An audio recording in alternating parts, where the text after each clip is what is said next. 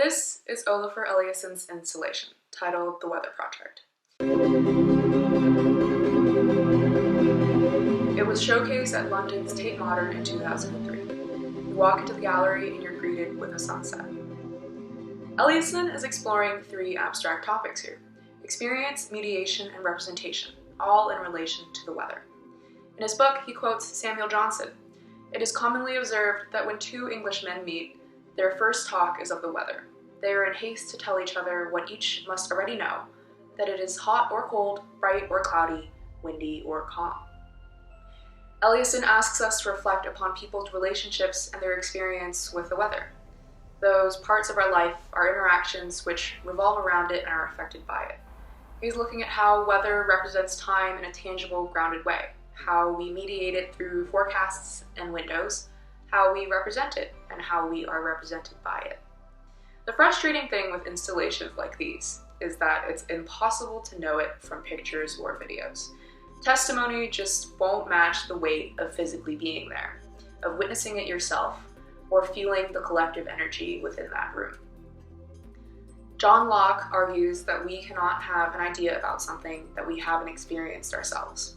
He writes, and I quote, "The great source of most of the ideas we have, depending wholly upon our senses and derived by them to the understanding I call sensation." In other words, ideas come entirely from our senses, and testimony is unable to replicate them. Without attending a second exhibition of it, a large part of Eliasson's installation is lost to us. There's a community-oriented experience that can only be referenced anecdotally now. However, that's not all there is to this piece. The whole work is built upon a sensory illusion.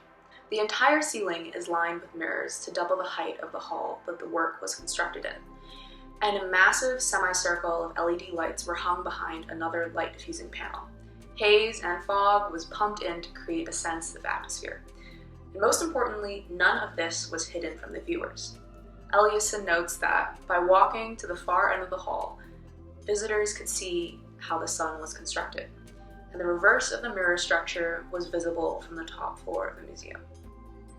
Demystifying the technical foundations of the viewer's sensory experience, Truman Show style, Eliasson forces the viewer to reconcile those ideas of mediation, experience, and representation that I had mentioned earlier, both of the gallery experience and of their experience with the real weather.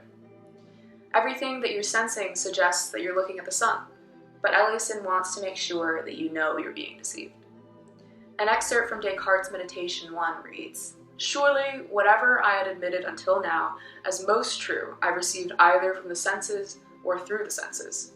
However, I have noticed that the senses are sometimes deceptive, and it is a mark of prudence never to place our complete trust in those who have deceived us even once."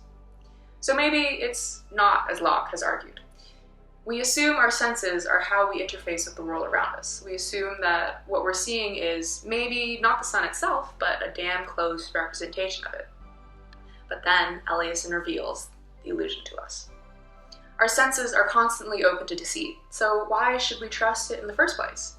Eliasson's work embodies this. Maybe our senses aren't the only way by which we're experiencing the work, or how we experience the weather that the work represents.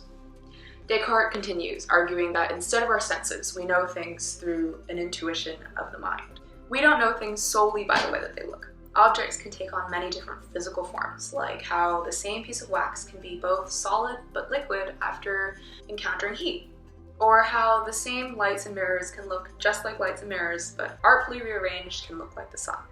Relying on the senses alone, we wouldn't be able to know that these different forms are the same object.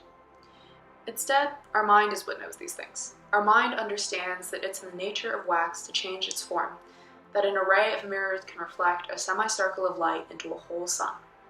We can know bodies more distinctly through the use of our mind, and in turn, through the process of knowing, we get to know our own minds better. The cognitive work that goes into knowing Eliasson's art, not just as a mere sensory experience, but also for recognizing what the work references, is integral. It works in conjunction with our senses to form our full experience. Eliasson writes, "He would like to think that the spectator became the center of this piece. that the project twisted the Tate so the people who came to visit were what the art was about. The work is not so much the general spectacle of a fake sun, but a person's individual encounter with their own reflection.